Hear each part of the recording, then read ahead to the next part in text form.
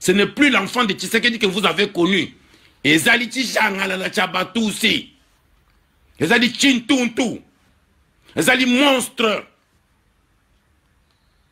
Le Congo est humilié à travers ces garçons-là, qui n'est plus l'enfant de Tshisekedi. Qui n'a pas le charisme de Tshisekedi. Qui n'a pas l'esprit de Tshisekedi. Mais il n'a que le nom de Tshisekedi. Lungula Kombowana. Tekala Chilombo. Parce que toi, tu as accepté. Ok, donc tu voulais avoir les honneurs et le pouvoir. Mais un pouvoir qui n'existe pas. On t'a miroité un pouvoir, Chilombo. Je viens par amour te dire ça. Bon, le même amour, dans le calme, comme ça, je ne cherche pas ton argent. Je ne cherche pas ton pouvoir. Je veux le Congo libre, totalement libre. Je veux que tu restes en vie. Parce qu'il n'y a qu'un seul choix. Soit tu acceptes ce que je t'ai dit, on te sauve et on sauve le pays. Soit tu t'entêtes, tu auras tous les Congolais contre toi et tu vas en mourir et les tous vont fuir, mais tu seras mort. Tu n'arriveras nulle part. Nous autres, on a eu dans la mer. Nous autres, on a eu accès à Banzete. Voilà, salutations le plus fraternel à tous les amis de la MAT, salutations le plus fraternel à tous les sympathisants de la MAT, bienvenue encore une fois de plus dans la MAT officielle. Merci de vous savoir assez nombreux au son de ma voix, merci aussi à tous ceux-là qui se sont abonnés dans la MAT officielle, ça me va droit au cœur, merci, merci de vous savoir assez nombreux en train de nous soutenir. Merci beaucoup. Laisse que la paix qui surpasse toute intelligence garde vos cœurs ainsi que vos pensées et que la bénédiction du nombre 6, 22 à 27, je paraphrase. C'est ainsi que vous mettrez mon nom sur mon peuple et je les bénirai. Que la bénédiction d'en haut ainsi que d'en bas découle de vos vies et que la paix soit au centre de toutes choses. Merci beaucoup. Merci. Mais aussi, nous demandons humblement à tous ceux-là qui ne se sont pas encore abonnés, venez nous rejoindre dans la grande famille à la MAT officielle. Ici, nous mettons à votre disposition ce dont nous avons reçu gratuitement. Voilà, d'accord. Donc, tous ensemble avec vous, nous allons partager. Et de quoi allons-nous partager aujourd'hui? D'abord, je continue, je tiens toujours à remercier nos amis. Ça fait peut-être 1 ou 2 semaines où nous n'étions pas là. Voilà, comme je vous ai toujours dit, que nous n'avons pas que des émissions à faire voilà, pour vous et nous avons aussi d'autres devoirs qui nous appellent. Et voilà. Mais de temps en temps, nous sommes là. Grâce à vous, au jour le jour, nous nous efforçons de mettre à votre disposition ce dont nous avons reçu gratuitement. Et voilà. Donc, ne vous en faites pas, nous sommes ensemble et nous continuons. Et grâce à vous, de vous proposer toujours voilà, ce dont nous avons reçu. Bien aimé, aujourd'hui, nous allons parler encore. Mais encore, je tiens encore à signaler, excusez-moi, que bientôt, nous allons encore, voilà, vous proposer quelques invités ici dans la MAT officielle. Prochainement, nous aurons encore des invités avec qui nous allons partager. Voilà, toujours dans le cadre d'éclairer l'opinion. Nous allons partager ensemble en ayant des invités, bien sûr, ici dans notre chaîne, la MAT officielle. Voilà, donc de quoi allons-nous parler aujourd'hui? Nous allons parler, comment dirais-je, en passant, nous allons faire mention de la déclaration du chef de l'État. Le chef de l'État qui s'est adressé à la nation, le chef de l'État qui a parlé, et vous avez tous vu les images, vous avez suivi, et ça suscitait un peu de contradiction de gauche à droite, ça tire un peu de gauche, ça tire un peu à droite. Le chef de l'État a parlé à la nation. Voilà, comme quoi il a promis, il a dit qu'en 2025, voilà ce qui va se passer. Et voilà, ça parlait de gauche à droite, ça tirait de gauche à droite. Mais ici, dans la MAT officielle, voilà ce que nous nous disons, que nous n'allons pas aborder la profondeur de tout ce dont le chef de l'État a eu à mentionner dans son discours, ici. Faire cela, ça va nous ramener toujours dans le passé, c'est-à-dire et de 2024, 2023, 2022, et ainsi de suite. Parce que le bilan de toutes ces années-là est déjà connu de tous. Donc, nous n'avons plus rien à dire là-dessus. Vous-même, vous en êtes conscient.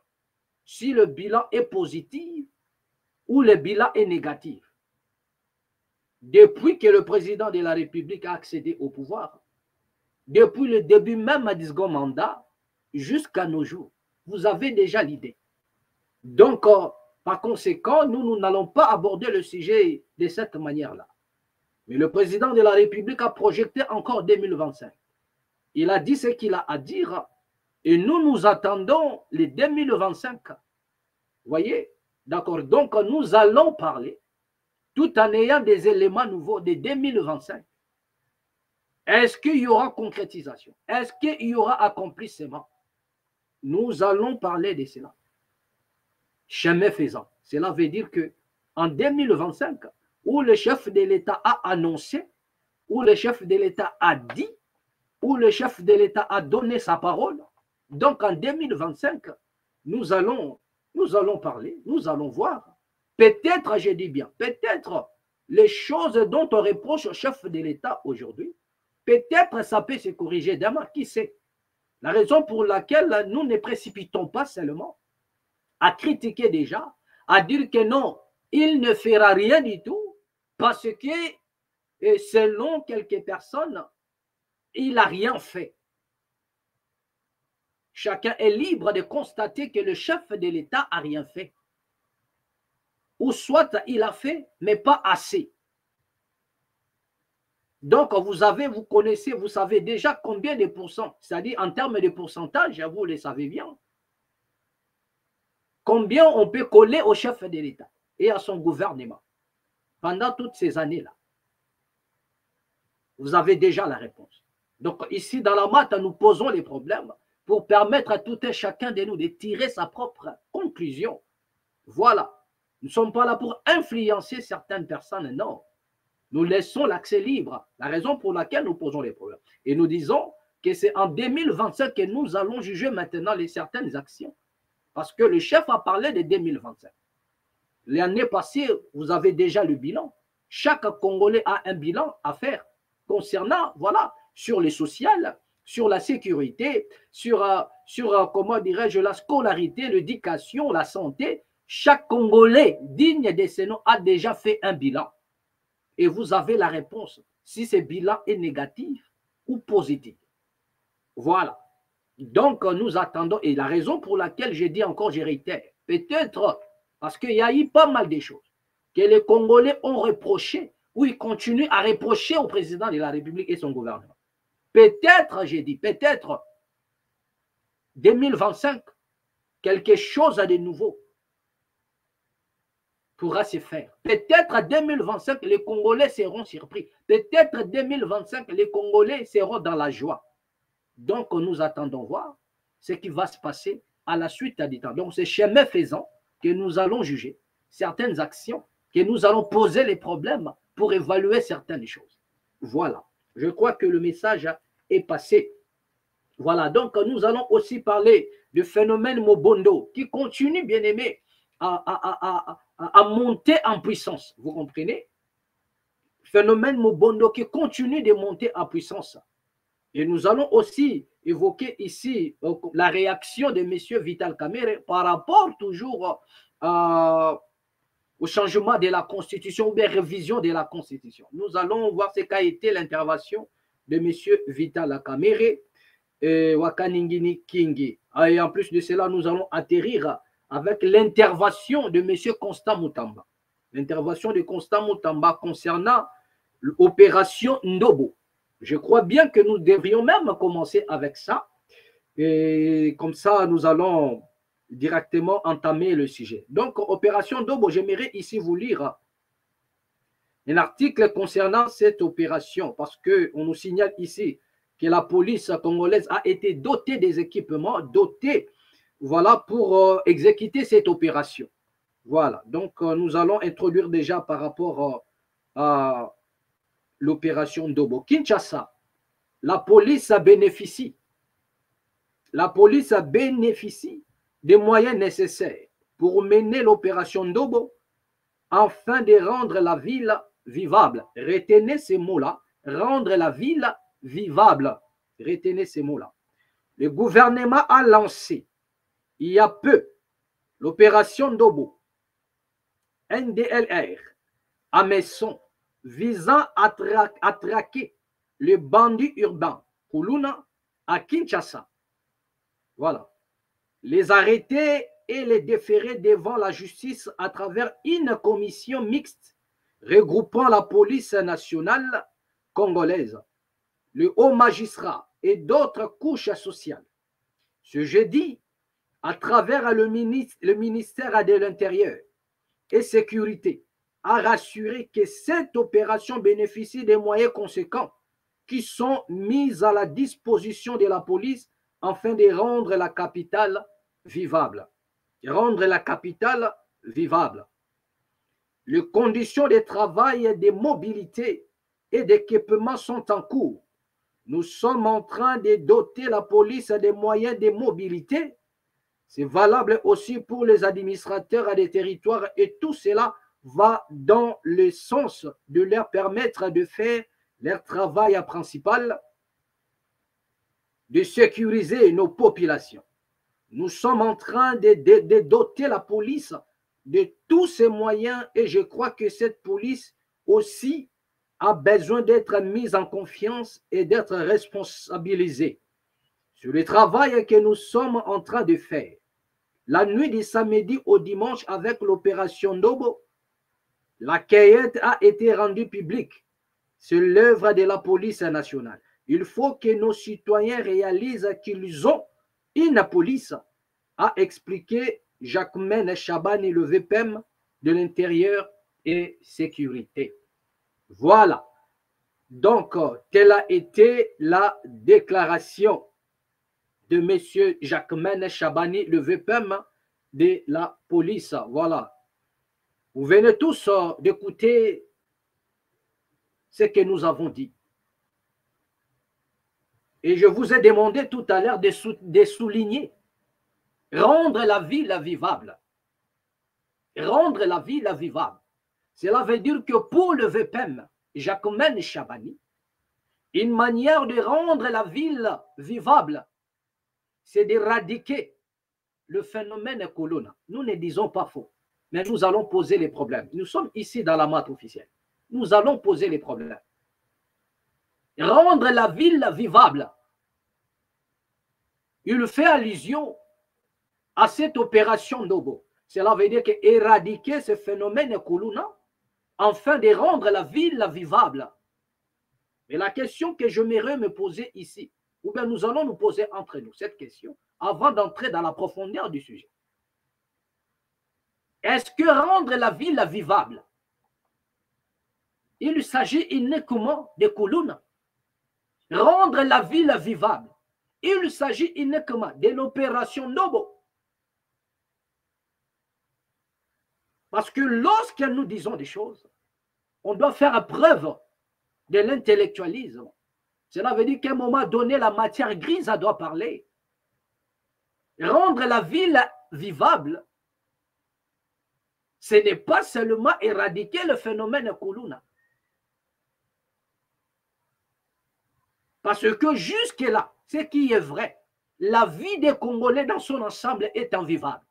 Excusez-moi de cette tautologie. La vie des Congolais dans l'ensemble est invivable. Ceux qui vivent au Congo, c'est juste une portion des personnes. Ça, c'est une vérité absolue.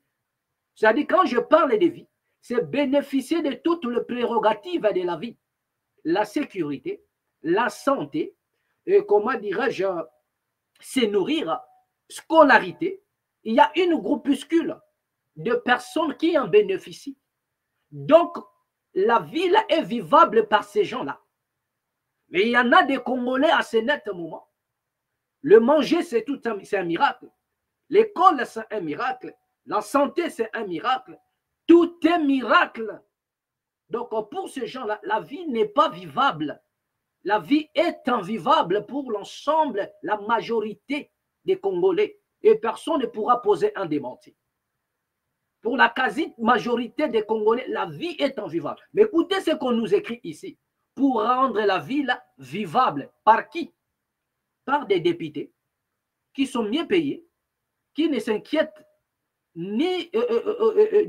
qui ne s'inquiètent de rien, qui bénéficient de tous les avantages possibles. La ville est vivable par des ministres qui sont bien payés, sans inquiétude, par des sénateurs, par des fonctionnaires qui sont dans le milieu, c'est-à-dire par ceux qui sont dans le milieu politique, dans l'ensemble. C'est-à-dire que les politiciens, ceux qui sont dans la politique, ce sont eux qui vont vivre, qui vont jouir de toutes ces prérogatives-là. Mais les citoyens lambda, les pauvres Congolais, quelqu'un qui se réveille les matins, un père de famille qui se lève tôt, qui se réveille les matins, il ne sait pas par où commencer, ne fût-ce que pour donner le pain à sa progéniture. La vie n'est pas vivable pour lui. La vie est invivable. Parce que le mot a un sens. Peut-être les autorités congolaises craignent pour leur sécurité. Ils craignent pour leur famille. Ils craignent la raison pour laquelle ils sont en train de mener cette opération. Parce que les Congolais ne sont pas seulement en danger avec le Koulouna, non. Les Congolais sont en danger aussi avec des hommes politiques, des voleurs patentés. C'est-à-dire que les Congolais ne sont pas seulement en danger. Moi, j'aimerais que vous puissiez retenir ça. Retenez ce que j'ai dit, s'il vous plaît. Les Congolais ne sont pas seulement en danger contre les Koulouna. Les Congolais sont aussi en danger. Leur vie est aussi en danger par des pseudo-politiciens qui ne travaillent pas par vocation, les ennemis du peuple qui sont là pour voler les deniers de l'État, qui sont là pour voler, détourner les deniers. Donc, ce sont eux qui sèment en premier lieu de l'insécurité. Je vous ai parlé ici. J'ai développé de long et à large sur l'insécurité. Nous avons dit qu'au Congo, il n'y a pas seulement l'insécurité des Koulouna. Consultez nos émissions, vous allez voir. Lorsque nous avons parlé de l'insécurité, je vous ai dit qu'au Congo, nous avons de l'insécurité alimentaire. Et l'insécurité alimentaire, ce n'est pas dû au Koulouna. Non, il faut poser les problèmes. L'insécurité alimentaire, ce n'est pas le Koulouna. L'insécurité scolaire, ce n'est pas le Koulouna. L'insécurité sanitaire, ce n'est pas le Koulouna. Nous avons fait toute une émission sur ça et nous avons présenté des images. Tout est insécurité sur insécurité au Congo. L'insécurité sociale, ce n'est pas les Koulouna. Les Koulouna, ils ont une part de la responsabilité dans l'insécurité. Et nous allons par-dessus tout poser maintenant le problème. Qu'est-ce qui cause toutes ces choses-là? Parce qu'il n'y a pas un feu sans cause. Autrefois, les gens ont traité cela de feu de la société. Oui, mais il n'y a jamais eu un feu sans cause. Vous attaquez d'abord la cause, les effets secondaires vont disparaître. Nous n'avons pas besoin de voir ici le biceps du VPM, le biceps du ministre de la Justice, Constant Moutamba. Après, il n'y a rien du tout. Vous allez mener des expéditions, vous allez faire ce que vous avez à faire. Mais alors que quelque part, nous avons des grands bandits du grand chemin que vous n'arrivez pas à arrêter. Voilà là où il y a la honte. Voilà là où il y a un problème sérieux, messieurs. Nous avons des Koulouna, oui. Nous sommes parce qu'il y a une question qui s'est posée. Pour ou contre l'exécution, la peine des morts des Koulouna? Nous allons répondre ici, mais en posant les problèmes. Pourquoi la peine des morts? Pourquoi? Il faut dire, c'est-à-dire lorsque vous dites qu'il faut la peine des morts, il faut expliquer les pourquoi. C'est là où vous allez comprendre les niveaux de chaque homme politique congolais. C'est là où vous allez comprendre les niveaux. Il n'y a jamais eu un feu sans cause. Vous attaquez la cause et les effets secondaires vont disparaître. Au cas contraire, nous serons dans l'éternel recommencement. Nous ferons ce que nous appelons le cercle vicieux. Vous attaquez les Koulouna, opération Mobondo, mais quelle est l'opération avez-vous lancée contre les voleurs maintenant des deniers publics qui créent de l'insécurité sanitaire, qui créent de l'insécurité sociale, qui créent de l'insécurité même scolaire? En parlant de cela, vous allez comprendre que même à Lubumbashi, actuellement, c'est maintenant des professeurs qui ont décidé de mener un mouvement de grève à Lubumbashi. Nous allons, comment dirais-je, lire cet article, je crois. Les professeurs à Lubumbashi sont déjà en grève. Donc, il y en a de l'insécurité partout. Ce n'est pas seulement les Koulouna. Et posons maintenant les problèmes. Comme je disais tantôt, qu'est-ce qui est à la base de tout ça? Et vous allez remarquer, toutes les sociétés dans le monde qui ont basculé dans la violence, il y en a toujours la cause. Il y a toujours la cause. Au Congo, nous n'avons pas connu dans les années antérieures. On n'avait pas connu ces mouvements, ce genre de choses. Mais au jour le jour, ça monte en puissance. Et nous avons dit ceci. Aujourd'hui, vous allez voir que les Koulouna ne sont pas, ils ont peut-être les armes blanches. Demain ou après-demain, ils seront armés. Ils seront armés. Et ce ne serait plus des armes blanches maintenant, des armes à feu. Et le Congo deviendra automatiquement l'Haïti. Regardez aujourd'hui comment est-ce que Haïti est devenu. Des gangs qui font la loi. Et les ennemis de la Renaissance africaine, les ennemis de l'Afrique en profitent. C'est là où les ennemis profitent. Et parce que posez-vous la question. Barbecue, qui est le plus grand gang comment dirait, de l'Haïti, il est financé par qui? Il est en Haïti. Mais il a eu toute une organisation, toute une armée. Mais comment ces munitions ne finissent jamais? Comment, depuis que ce monsieur mène des opérations, depuis qu'il est à la tête d'une gang, il est armé jusqu'aux dents, mais il est ravitaillé par qui? Vous comprenez? Donc les ennemis de l'Afrique, ils aiment la violence, c'est-à-dire ils aiment voir la violence en Afrique et ils vont faire semblant de vous soutenir. En même temps, ils vont alimenter, ils vont armer ce jeune-là pour semer les chaos. Parce que le but, c'est les chaos. C'est les tohi-bohi, les tohu et les bohu. C'est ça le plan. C'est les chaos. Aujourd'hui, l'Haïti est dans les chaos. Posez-vous la question, comment est-ce que les gouvernements haïtiens n'arrivent pas à éradiquer ce mouvement ou à arrêter barbecue? Parce qu'un groupuscule, un groupe de personnes qui ont peut-être, qui ont des armes, mais des munitions aussi, ça finit.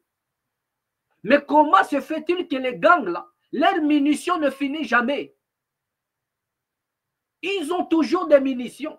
Mais remarquez un peu, lorsque l'armée part en guerre, on vous dira que non, il n'a pas assez de munitions.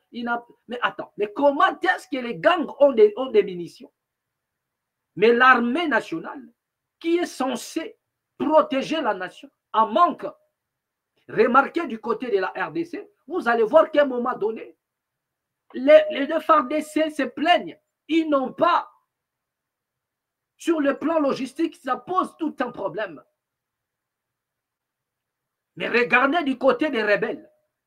On vous dit qu'ils sont armés à telle enseigne qu'aucune armée en Afrique ne pourra. Aucune armée dans la sous-région ne peut faire face. Vous avez vu, avec tous les pays frontaliers auxquels le président a fait appel, personne, même l'Afrique du Sud n'a pas pu. Au contraire, ils ont perdu leurs militaires là-bas à l'Est. Mais comment sont-ils ravitaillés? Pourquoi ils ont des munitions armées jusqu'aux dents? Mais l'armée nationale, n'a rien. Donc, pour vous dire que les ennemis de l'Afrique qui sont là, pour alimenter des conflits, soit à part des guerres, soit à part de gangs, dans le but de semer les chaos. Voilà. Et si les Koulouna au Congo arrivent à détenir des armes à feu, c'est fini. Nous devenons l'Haïti. Donc, la raison pour laquelle vous devriez comprendre que nous avons besoin de poser le vrai problème. Comment sommes-nous arrivés là? Il n'y a jamais eu un fait sans cause. Vous attaquez la cause, les effets secondaires vont disparaître. Quelle est la cause? Pourquoi il y a tant de Koulouna en République démocratique du Congo? Pourquoi les Koulouna ne fait que monter en puissance? Pourquoi les Koulouna ne fait que monter en puissance? Et avant de continuer, regardez un peu ça. C'est qu'a été l'intervention de messieurs Constant Moutamba, ministre de la Justice et garde des Sceaux. En même temps, tu as humanisé la prison, en même temps, tu as faire exécuter peine de mort. Donc désormais, Bakangio, Rosala Lisusu, Nabolo Kote. Donc faire exécuter peine de mort, Ndenge Boyebi, et Zalaka par fusillade, topé par pendaison. Et qu'on servir na leçon, na bakuluna, ba bandi nyos. Tolingi lisuko mona takuluna morote na ville à Kinshasa, na ba ville nyoso ya Mboka. Voilà message oyo, la linga qui n'a pas sabino, bo sambela déjà. Bosenga déjà pardon na Nzambe na bato bo salaka ma mabe. Merci. Oh 24 personnes. 24 hein? 24. Oh, il faudrait que 24. Ah 24.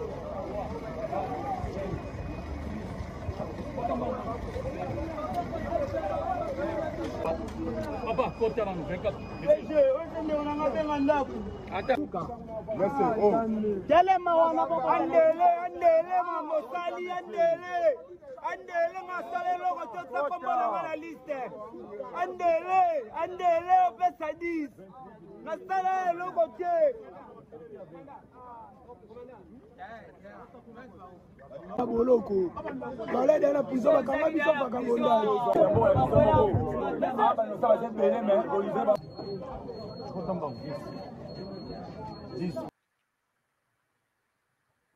Voilà. Donc, il s'agit là, vous venez de suivre, c'est qu'a été l'intervention du ministre de la Justice. Mais nous avons beaucoup de respect pour notre ministre de la Justice. Mais à un moment donné, ça fait mal au cœur d'écouter des propos comme ça, où le ministre de la Justice, en plein média, des images qui seront diffusées de partout dans le monde, en train de promettre la mort.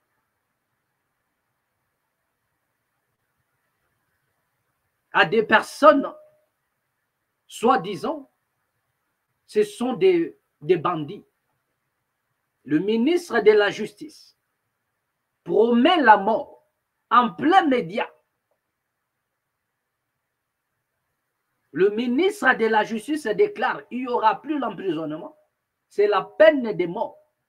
Et on t'attrape, tu disparais. Ça, c'est le ministre de la Justice qui le dit en plein média. Sans pour autant comprendre qu'il y a commission des droits de l'homme.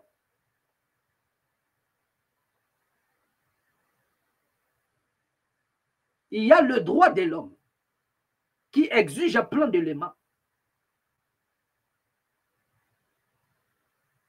Et comme étant ministre de la Justice, tu ne peux pas promettre la mort à des gens parce qu'ils sont accusés d'être des bandits.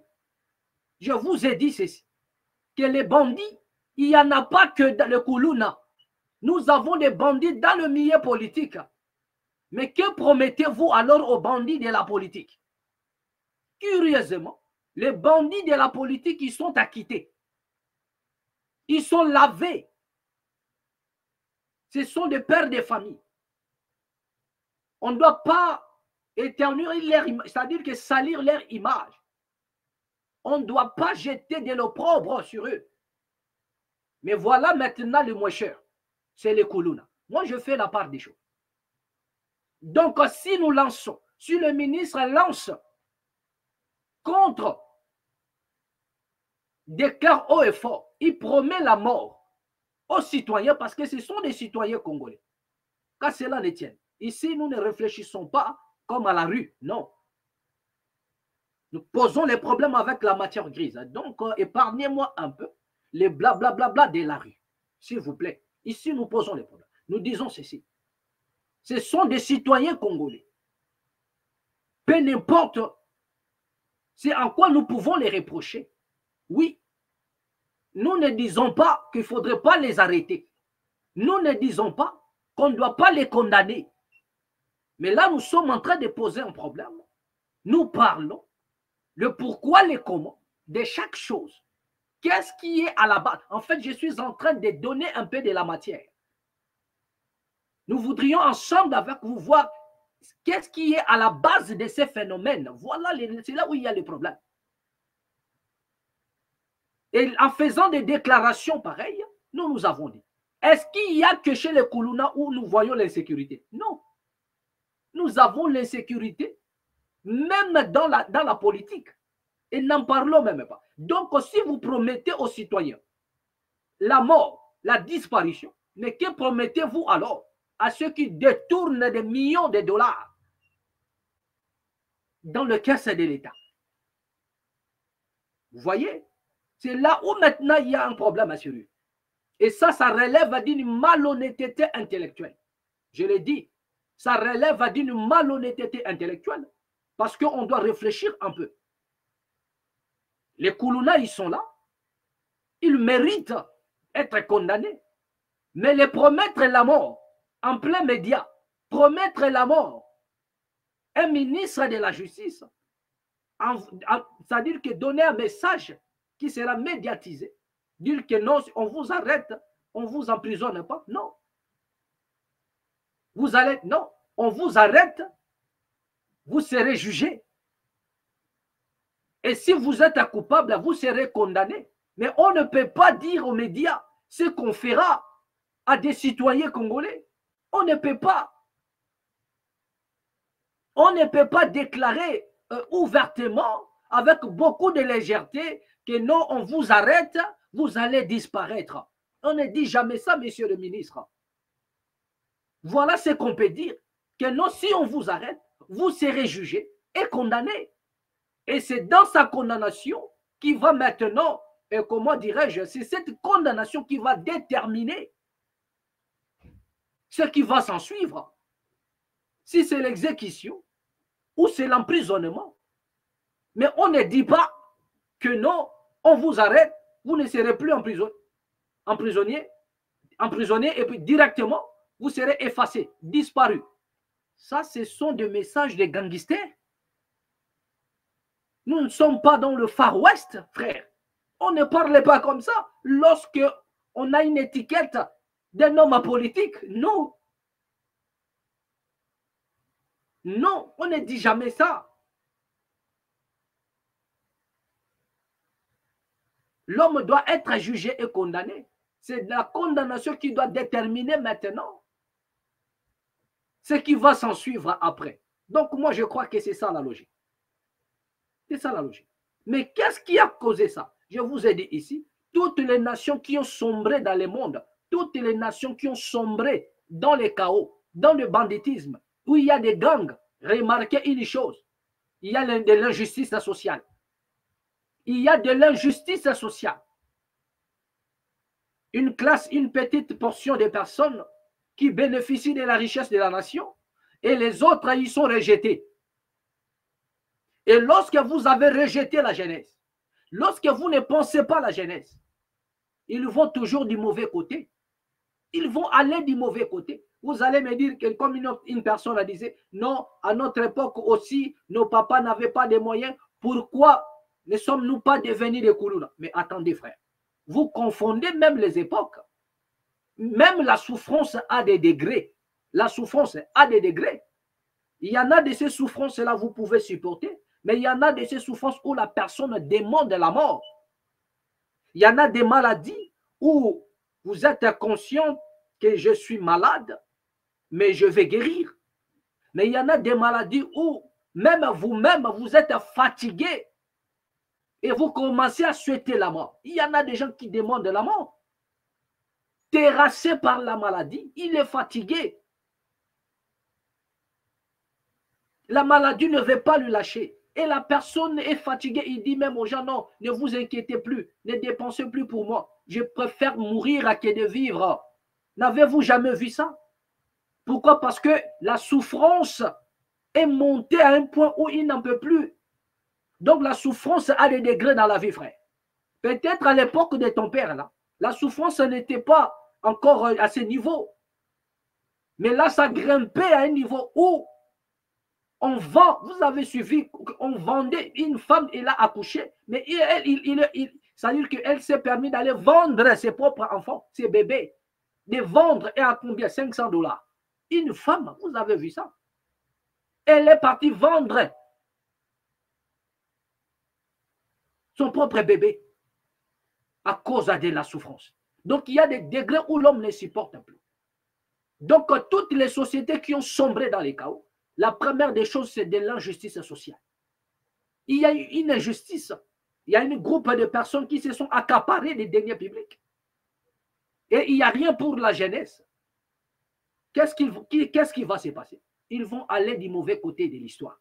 Ils iront des mauvais côtés, frère. Ils iront des mauvais côtés. Tout le monde n'a pas le même état d'esprit. Tout le monde, chacun a son état d'esprit. Chacun a sa façon de se contenir. Raison pour laquelle je vous ai dit que la ville ne pourra en aucun cas être vivable par ce genre de Congolais qui se réveillent tôt et ils n'ont rien à mettre sous la dent. Et les Congolais ne sont pas seulement à Kinshasa. De l'insécurité, c'est dans l'ensemble de la République démocratique du Congo. Nous allons vous montrer les images de Mobondo. Donc, il n'y a pas qu'à Kinshasa où vous serez, la vie doit être vivable parce que c'est le centre des institutions. Parce que les députés, ils sont là, ils veulent aller en boîte tranquillement, retourner, se pavaner de gauche à droite. Non. Mais chaque Congolais a droit à une protection. Chaque Congolais et le Congo dans son ensemble. Chaque Congolais a droit de vivre en paix. Lorsque vous détournez l'argent de l'État, lorsque vous volez l'argent de l'État, est-ce que vous pensez à cette jeunesse? Mais écoutez maintenant le propos de Constant Moutamba lorsqu'il parle. Donc, nous comprenons directement que les autorités congolaises n'ont rien prévu pour la jeunesse congolaise. Ils n'ont rien prévu pour la jeunesse congolaise. Il n'y a rien du tout.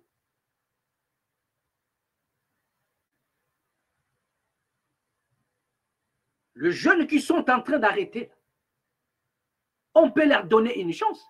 Sous d'autres cieux, on arrête les prisonniers, on les envoie dans certains endroits pour travailler, les intégrer, les apprendre les métiers. Parce qu'ils sont conscients que si la violence est montée aujourd'hui, s'il y en a des Koulouna, c'est parce que les jeunes n'ont pas dessus. Et certaines personnes qui sont faibles de l'esprit ont préféré rejoindre le banditisme. Mais quel est le remède que l'État doit apporter? Ce n'est pas de renvoyer des messages comme Constant Moutamba, de promettre la mort à la jeunesse. Mais l'État doit avoir un plan pour éradiquer le phénomène. Faire des programmes de la réintégration de la jeunesse dans la société afin de les rendre utiles. Pourquoi ne pas dans des centres de rééducation, c'est-à-dire que leur apprendre des métiers? Les jeunes qui vont à Makala, ils apprennent quoi comme métier? Rien du tout. Mais on peut organiser tous ces prisons-là. Je préfère qu'on les envoie dans des prisons, qu'ils soient lointains ou pas, mais qu'ils restent un peu longtemps, tout en apprenant des métiers. ils seront peut-être utiles à la nation. Au lieu d'aller chercher des main-d'œuvre de gauche à droite, des Indiens, des Indo-Pakistanais, vous avez la jeunesse. Ils n'ont pas eu la chance d'aller à l'école. Au moins, on peut faire comme des anglophones. Leur poser la question, qu'est-ce que tu sais faire? Même si vous n'avez pas le profil, mais au moins vous avez le métier. Vous pouvez faire quelque chose. Les former dans la maçonnerie, les former dans la menuiserie, les former dans la mécanique. Ils seront utiles. Moi, je crois à cela. Voilà le programme que l'État doit mettre en place sans pour autant exclure des condamnations pour certaines personnes. Mais les choses ne doivent pas se faire en divagation, non. Parce qu'on doit condamner, non. Mais est-ce que l'État a tenté toutes les méthodes? Et il a vu que, excusez-moi, il a vu que ça ne marchait pas? Le dernier méthode, c'est de faire disparaître tous ces jeunes-là. Et l'État doit toujours penser au-delà de toute chose. L'État a toujours des solutions. L'État a pour mission de protéger la jeunesse. Ils sont aujourd'hui des bandits. Peut-être demain, ils seront utiles. Donc, on doit toujours avoir un plan B pour cette jeunesse. C'est-à-dire qu'ils peuvent être condamnés à moins qu'il y ait des bandits qui ont commis des crimes graves qui méritent certaines peines. C'est la condamnation qui va déterminer ce qui va s'en suivre. Mais pour certaines personnes, essayons, l'État doit proposer, créer des mécanismes, créer des structures pour les intégrer, qu'ils apprennent les métiers, afin qu'ils deviennent utiles à demain. Quelqu'un qui a un métier, croyez-vous qu'il va rester, c'est-à-dire que, voilà, c'est la totale en fait. Créer des emplois, créer des entreprises, former ces jeunes-là même dans la prison. Vous pouvez les arrêter, les enfermer, même 10 ans de prison. Mais en prison, il est formé. Après 10 ans, ce monsieur va sortir peut-être un menuisier, muni d'un diplôme, et il en sera fier. Voilà, j'étais Kuluna, et aujourd'hui, je suis menuisier. Na courage à Congolais, il peut s'auto-créer un emploi. Il sort en prison. On lui dit, même si tu n'as pas encore trouvé l'emploi, mais tu peux t'acheter les matériels. Tu peux t'acheter des matériels ou tu peux avoir des petits marchés, de fabriquer des meubles chez toi et vendre. Il peut s'en sortir. Les former dans la mécanique. Donc, il y a plein de choses. Et l'État doit penser la jeunesse. L'État doit penser la jeunesse, les former, créer des emplois et les intégrer. C'est ça le travail de l'État. Ce n'est pas promettre la mort à la jeunesse, non. La justice doit faire son travail en coulisses. S'il y en a des peines de mort qui vont s'en suivre, mais ça doit se passer en coulisses. Ce n'est pas parce qu'on doit jouer à un Rambo.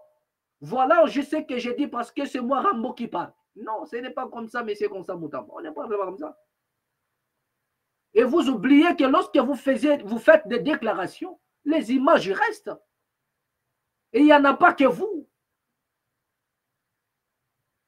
Le monde extérieur aussi, ils sont là en train de voir comment est-ce que vous êtes en train de faire. Et le message que vous êtes en train de lancer contre la jeunesse, le message de la mort. Le message de la mort.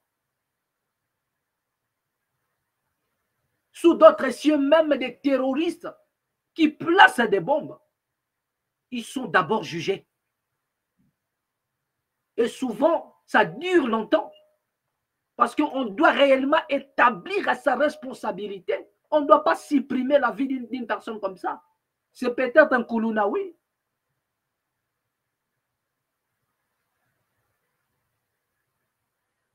Mais chaque infraction doit déterminer ce qui va s'en suivre. Moi, j'ai dit, je suis pour que ces jeunes-là soient longtemps incarcérés. Longtemps.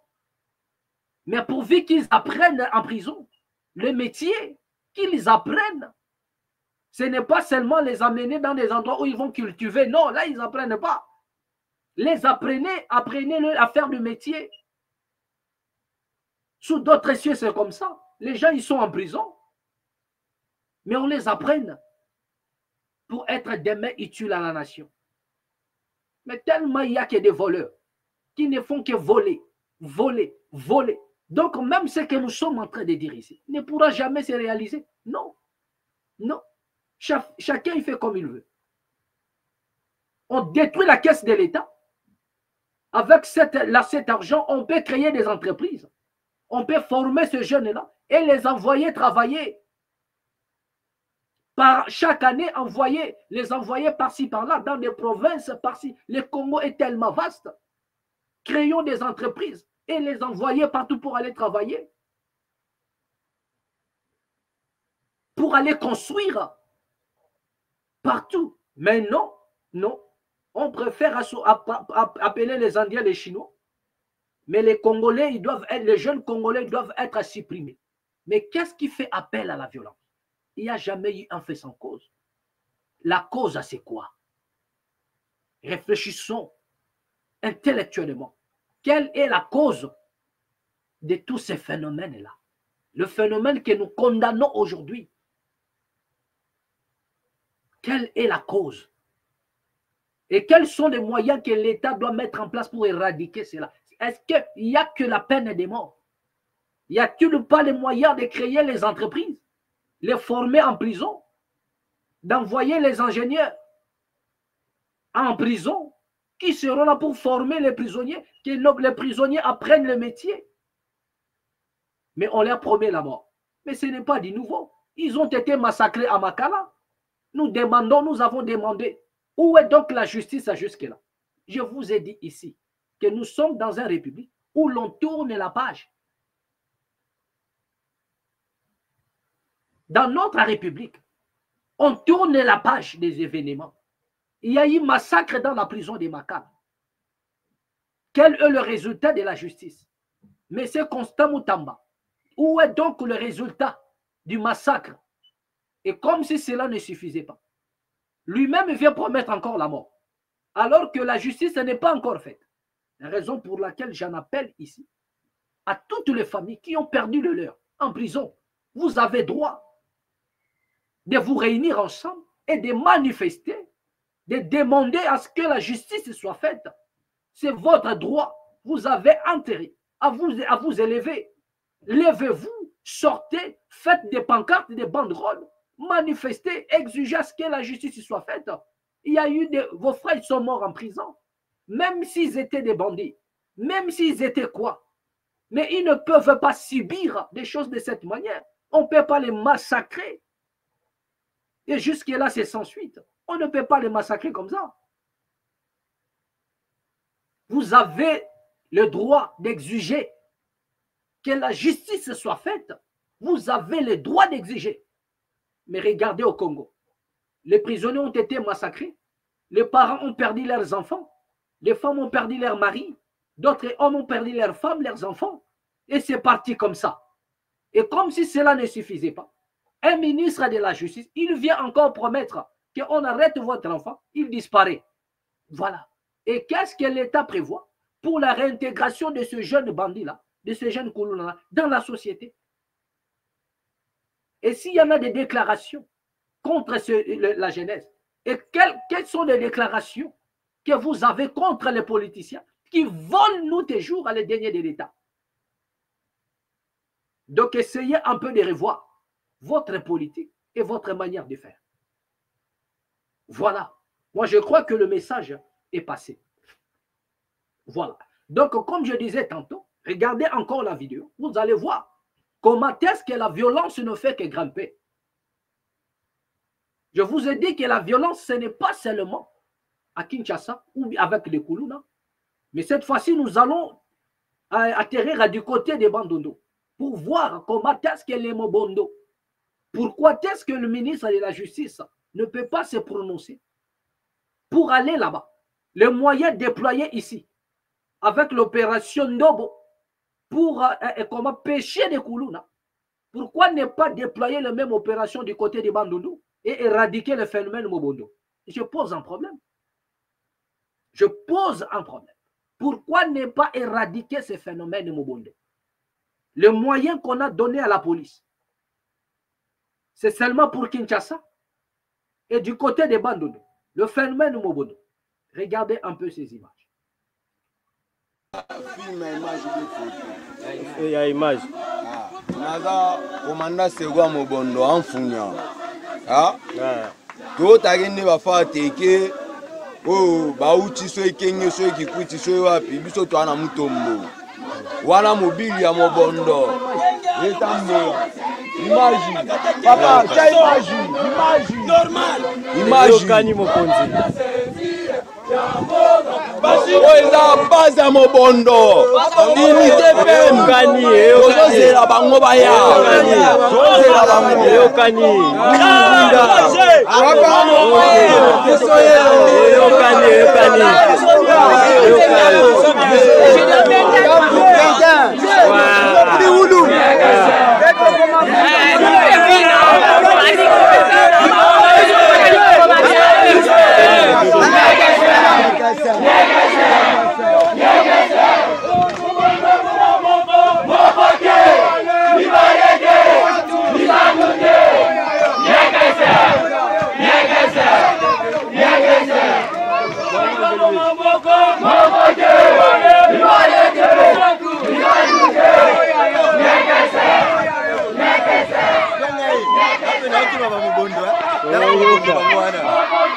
Awa namboka mutombo kote biso tosalelaka na vétérinaire GDO o ba Mobondo bakoteli biso awa.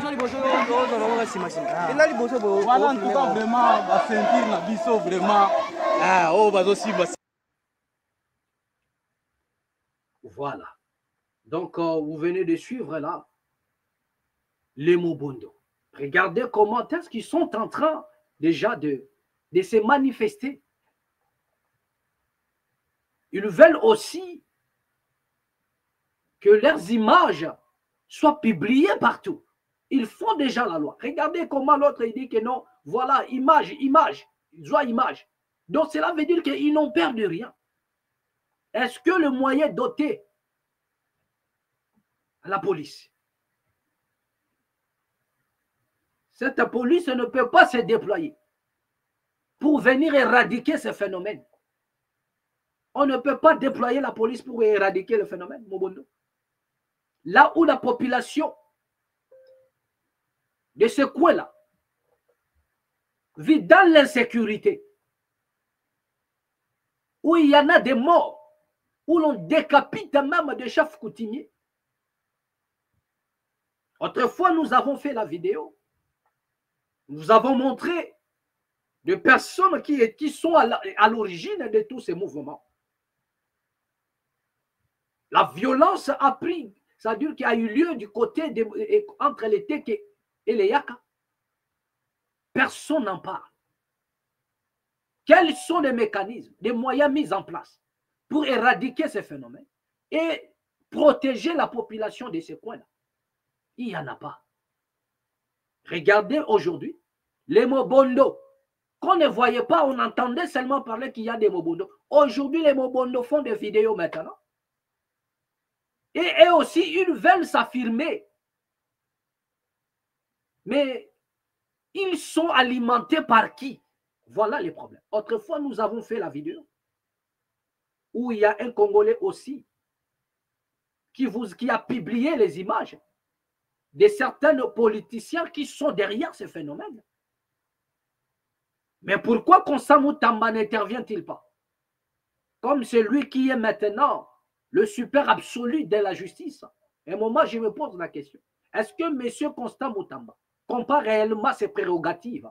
Qu'est-ce qu'il doit faire et ce qu'il ne doit pas faire étant ministre de la Justice? On se pose la question. Donc, remarquez un peu, regardez ce qui se passe du côté des Bandundu. Les Mobondo aujourd'hui qui veulent aussi envoyer... C'est-à-dire qu'ils ne craignent rien. Ils n'ont pas peur. Ils n'ont pas peur. Ils veulent aussi s'affirmer que nous sommes là, nous contrôlons les territoires. Dans une nation où il y a la police, où il y a l'armée.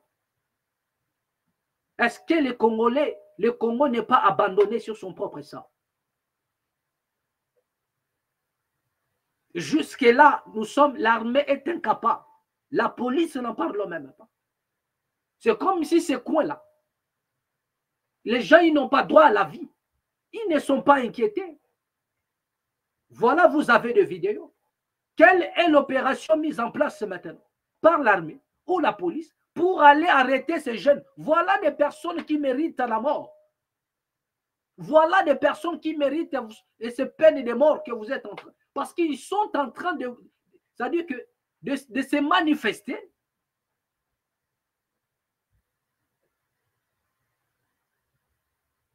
Et en disant tout ce qu'ils sont en train de faire. Donc, ils n'ont peur de personne, ni de la justice, alors qu'ils sont en train de troubler premièrement l'ordre public, de semer la terreur, de massacrer, de tuer. Mais quelle est l'opération mise en place maintenant contre ces gens-là? Pour les Kuluna Sendobo et contre les Mobondo, quelle est l'opération qui est lancée? Vous voyez? Parce que les complices, ils sont à l'interne. C'est aussi des jeunes, mais qui décident de défier le monde. Et c'est comme ça que les ennemis de la République vont encore en profiter pour armer ces gens-là, pour que le pays devienne incontrôlable, ingouvernable. Donc, à dire que le Kinshasa doit être vivable, ça c'est faux. Le pays est invivable dans son ensemble. On ne peut pas circuler du nord au sud, de l'est à l'ouest librement au Congo. Jamais, jamais vous ne pouvez circuler librement. Donc, dans son ensemble, le pays est invivable. Il ne faudrait pas qu'il y ait des poids, des mesures. S'il y a un plan contre les Kuluna, il faut qu'il y ait aussi un plan contre les voleurs de deniers, contre les Mobondo, des groupes rebelles plus proches de Kinshasa, qui se manifestent, qui balancent les images, qui sont fiers de faire ce qu'ils font, mais ils ne sont pas inquiétés. Où sommes-nous? Où sommes-nous? Donc les Congolais doivent se réveiller. Les Congolais doivent se réveiller et se prendre en charge. Ce sont des paroles de Papa Etienne Tshisekedi qui a dit, prenez-vous en charge. Et nous, ici, nous parlons en termes de la purification de la nation. Le Congo doit être purifié. Et cela doit se passer dans la révolution spirituelle et physique pour assainir la nation congolaise, pour purifier la nation congolaise. Ça fait tellement pitié. Je vous ai dit que du côté de Lubumbashi, les professeurs sont en grève. Annoncé depuis le 9 décembre dernier, à travers le pays, le mouvement de grève en général au niveau de l'enseignement supérieur et universitaire est en train de gagner du terrain dans la région du Katanga, sud-est de la République démocratique du Congo, après l'Institut supérieur pédagogique ISP Lubumbashi, qui a déclenché jeudi son mouvement de grève avec la délégation syndicale. Les professeurs de l'université en ont fait cas ce vendredi dans une déclaration faite devant l'immeuble administratif de l'université de Lubumbashi. Nous nous joignons de ces faits au mouvement de grève général en soutien aux efforts de ceux qui nous représentent aux négociations avec le gouvernement, explique le professeur Vincent Kimba, l'un de ses enseignants présents à cette déclaration. Voilà. Donc, encore la grève du côté de Lubumbashi. Je vous ai parlé de l'insécurité dans l'éducation, dans l'enseignement. Et regardez, aujourd'hui, ce sont des professeurs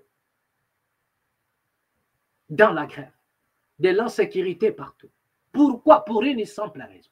C'est qu'un individu a décidé de voler l'argent de l'État, qu'il n'y ait rien pour les enseignants. Voilà. Parce que lorsqu'il n'y a rien dans la caisse de l'État, on ne peut pas payer les enseignants, on ne peut pas payer les professeurs.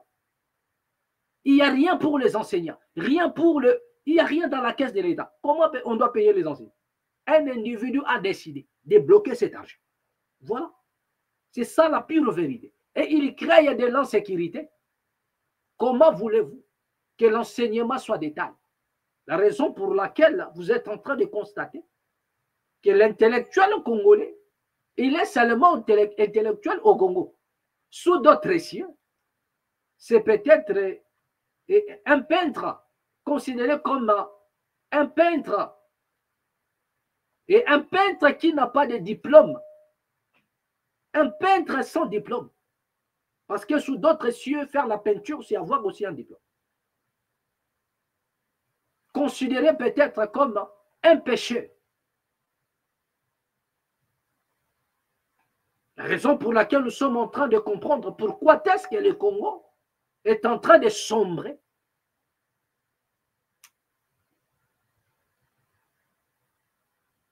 Parce que nous faisons le contraire de ce qui doit se passer dans un État qui est censé préparer avant le relève de la matière grise. C'est de ça qu'il s'agit. Nous allons terminer cette vidéo par l'intervention, comme je disais tantôt, de M. Vital Kamerhe, qui lui aussi a parlé, selon lui, pour la Constitution. Je crois qu'au travers des déclarations de M. Vital Kamerhe, il a répondu aussi, Kabouya. Il a répondu, parce que ce sont eux qui ont élevé les débats sur la place publique, comme quoi nous allons changer la Constitution. Mais jusque-là, Jean-Pierre Bemba, il a parlé de la révision qui est prévue dans la Constitution selon Jean-Pierre Bemba. Même la deuxième personnalité, le président de l'Assemblée nationale, Vital Kamerhe, en parle aussi. Suivons cette vidéo. En ce qui concerne la révision constitutionnelle elle-même, je voudrais rappeler aux uns et aux autres. Et regardez comment est-ce qu'il a commencé, excusez-moi. Il dit en ce qui concerne la révision. M. Kamerhe n'a pas parlé. En ce qui concerne le changement de la Constitution. Il dit en ce qui concerne la révision. Donc cela veut dire que c'est de ça qu'il s'agit. Et c'est ce qu'il est en train de soutenir aussi. Nous comprenons directement qu'il n'est pas, même s'il ne le dit pas, mais il n'est pas pour la... Parce qu'il évoque le problème sur le plan des changements de la... sur le plan de la modification. Il n'est pas question. Regardez un peu. Réécoutons un peu la déclaration de monsieur. Territoire. En ce qui concerne la révision constitutionnelle elle-même, je voudrais rappeler aux uns et aux autres. Évoquer cette question, ce n'est pas un tabou.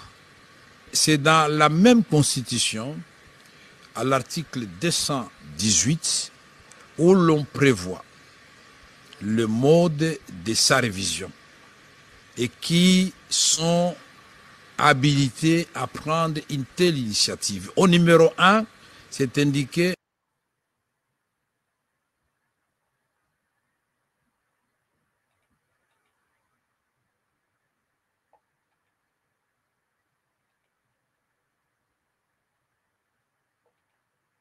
Voilà, le retour sur ce plateau. Donc, nous avons connu des problèmes un peu techniques par rapport à cette image. Voilà, mais qu'à cela ne tienne, vous avez déjà compris ce qu'a été la pensée de M. Vital Kamerhe. Voilà, donc M. Vital Kamerhe parle aussi de la révision de la Constitution et plus loin, pour ceux qui vont suivre, ou bien ceux qui sont tombés déjà sur cette vidéo, ils ont suivi. Et ils ont entendu ce que M. Vital Kamerhe, ils ont compris ce que M. Vital Kamerhe a dit. Il a parlé et il s'est adressé aussi à ceux-là qui déjà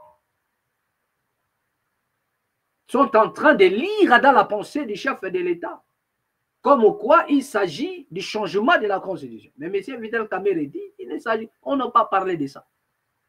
On est sur la révision de la Constitution et il y a une commission qui doit être mise en place.